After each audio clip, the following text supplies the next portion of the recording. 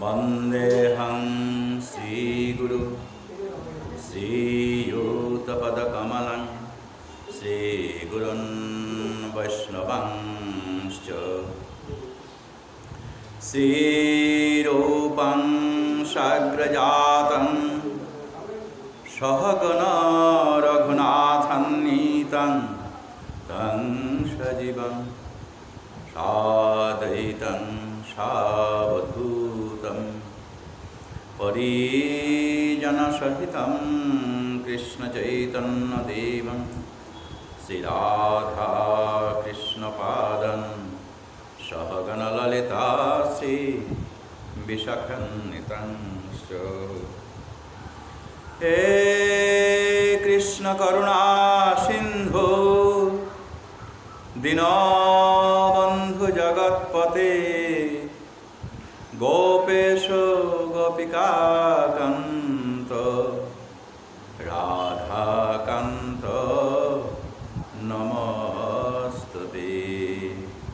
तप्त कंचन गौरांगी राधे वृंदावनेश्वरी वृषभानुसुते देवी प्रणमामि हरिप्रिये। निगमा कल्पतरुर्गलितं फलं शोकमोक्षादमृतद्रवसंयुतं पिबत भागवतं रसमालयं मुहुरहो रसिका भुवि भावुका। नारायणं नमस्कृत्य नरं चैव नरोत्तमं देवीं सरस्वतीं व्यासं ततो जयमुदीरये। वृन्दायै तुलसीदेव्यै प्रियायै केशवस्य च विष्णुभक्तिप्रदे देवी सत्यवत्यै नमो नमः। वाञ्छाकल्पतरुभ्यश्च कृपासिन्धुभ्यैव च पतितानां पावनेभ्यो वैष्णवेभ्यो नमो नमः। जय जय श्री चैतन्य जय नित्यानंद जय अद्वैत गदाधर श्रीवासदि गौरभक्तवृंद। नष्ट प्रायसु यभद्रेषु नित्यं भागवत सेवया भगवती उत्तम श्लोके भक्ति भवती नैष्ठिकी। जय श्री गुरुदेव की जय।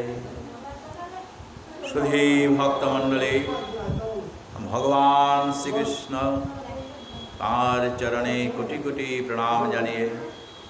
गौरांग महाप्रभुर अहैतुकी कृपाय गुरुदेवेर आशीर्वादे आज আমরা সাপ্তাহিক ভাগবতী অনুষ্ঠানে প্রবেশ করছি। ভক্তগণ, নিয়মিত এই ভাগবত শ্রবণের মাধ্যমে ভগবান তিনি বলেন যে সদা যারা ভাগবত কথা শ্রবণ করেন এই তাদের একটা অভ্যাস হয়ে যায়, আর সেই অভ্যাসের ফলে তাদের শ্রদ্ধাগত এই কৃষ্ণ কথা শ্রবণের মাধ্যমে এমন একটা অন্তরের মধ্যে একটা ক্রিয়া অনুভূত হয় যা ভক্ত বৈষ্ণবদের না শুনলেই হয় না। এজন্য একটা নিত্য নৈমিত্তিক একটা কিছু অতি প্রয়োজনীয় বস্তুর মতো হয়ে থাকে। আর ভগবান যারা নিয়মিত ভক্তগণ এইভাবে শ্রদ্ধা সহকারে শ্রবণ করেন তাদের অন্তরে তিনি তার নররূপে পৃথিবীতে এসে যে লীলা প্রকট করেছেন সেই সমস্ত কিছুই তিনি উজাড় করে এই ভক্তবৃন্দের হৃদয়ে তিনি প্রকাশ নিজে হচ্ছেন।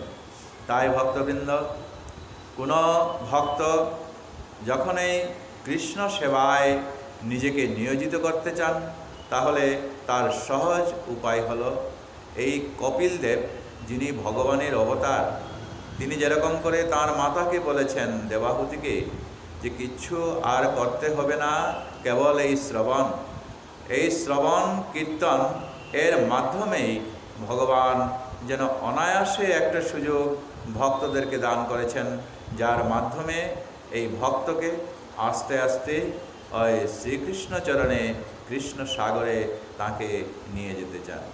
তাই ভক্তবৃন্দ, এইরকম করে নিয়মিত যারা শ্রোতা, আপনারা মনোযোগ সহকারে শ্রবণ করছেন, তাদের প্রতি প্রণাম জানিয়ে ভগবান শ্রীকৃষ্ণের কথা আমি একটু আলোচনা করতে যাই। আপনারা আমাকে আশীর্বাদ করবেন, আমি যেন কৃষ্ণ কথা বলতে পারি। বাঞ্ছা কল্পতরুভ্যশ্চ কৃপা সিন্ধুভ্যৈব চ পতিতানাং পাবনেভ্যো বৈষ্ণবেভ্যো নমো নমঃ। আমরা ইতিমধ্যে দশম অধ্যায়ে, দশম স্কন্ধের 24তম অধ্যায়ে আমরা পাঠ করেছিলাম যে গিরি গোবর্ধনকে পূজা দিতে হবে ইন্দ্রের পূজা বন্ধ করে। ভগবান শ্রীকৃষ্ণকে ব্রজবাসীগণ ইতিমধ্যেই তারা এমনভাবে তাঁকে গ্রহণ করেছেন যে এই কৃষ্ণ যা কিছুই বলুক না কেন ওই সেটাই তারা পালন করতে চান। আর যে কোনো একটা কাজ, যে কোনো একটা ছলে, যে কোনো একটা নিয়ে তারা সদা সর্বদা ওই কৃষ্ণের সঙ্গে মিলিত হতে চান।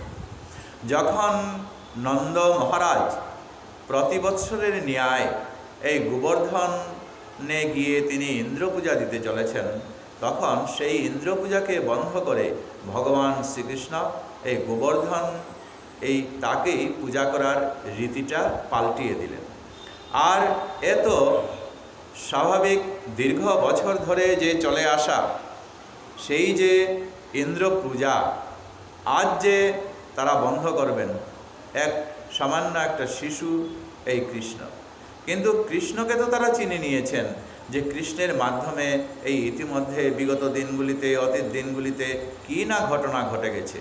গতিকে ওই কৃষ্ণ সংক্রান্ত এবং কৃষ্ণ বিষয়ক এবং কৃষ্ণের কথায় সমস্ত ব্রজবাসীগণ, সে তার সখাবৃন্দই হোক না কেন, গোপীগণ হোক না কেন, কি ব্রজের যত অধিবাসী যারা আছেন, অভিভাবক যারা আছেন, ওই তারা সবাই এই কৃষ্ণের কথার উপর তারা নির্ভর করছে।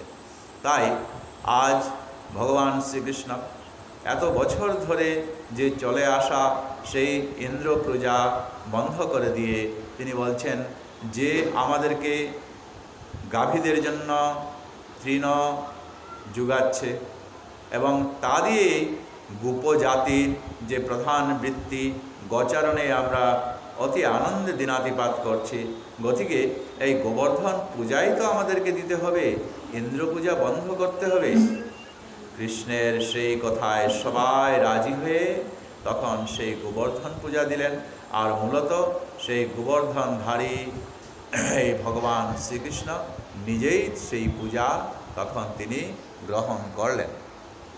তো হঠাৎ করে ইন্দ্র নিয়মিতভাবে যখন এই গোপদের পূজা তিনি গ্রহণ করে আসছেন, আর হঠাৎ করে যখন বন্ধ হয়ে গেল, এত সময়ে তার এতটুকু নজর ছিল না।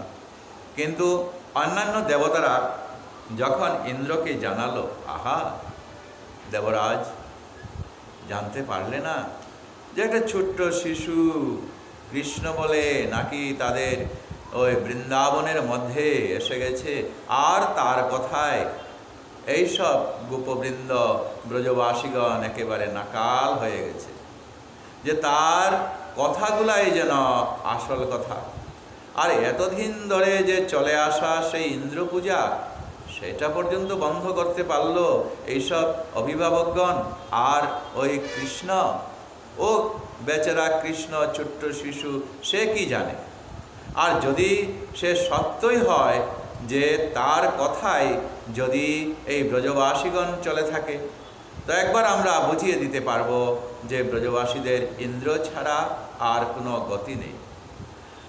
আর যেইমাত্র খুশামদি হয়ে গেলেন ইন্দ্র, মনে মনে ভাবলেন, ঠিকই তো, আমার এতদিনের মধ্যে যে একটা স্থান আছে ব্রজবাসীদের কাছে, সেই স্থান তো আর এখন থাকলো না।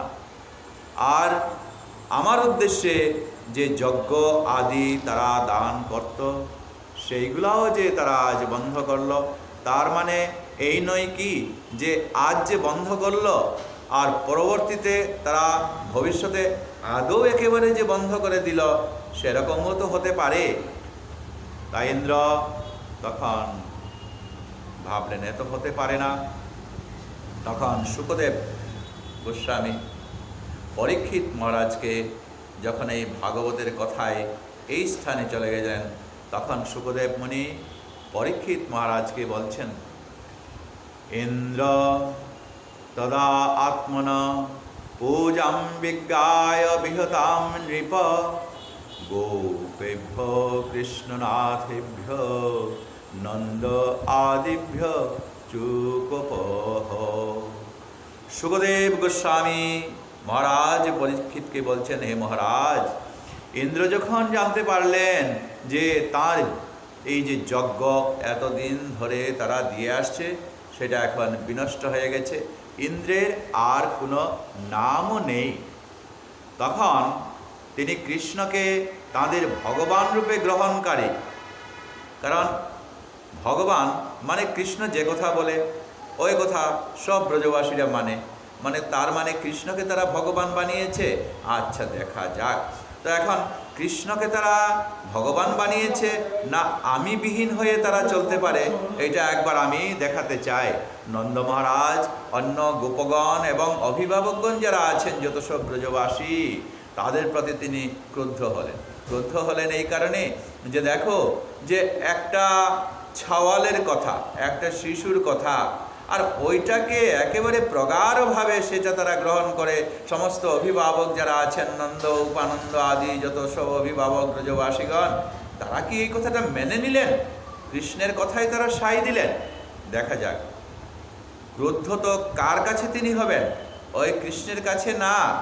যারা বিজ্ঞ লোক থাকে, বিজ্ঞ লোকরা এখানে থাকতেও যখন এই ঘটনাটা হয়ে গেল, এত বড় ইন্দ্রের পূজা, ইন্দ্রের যজ্ঞ, কৃষ্ণের কথায় একটা ছোট্ট শিশুর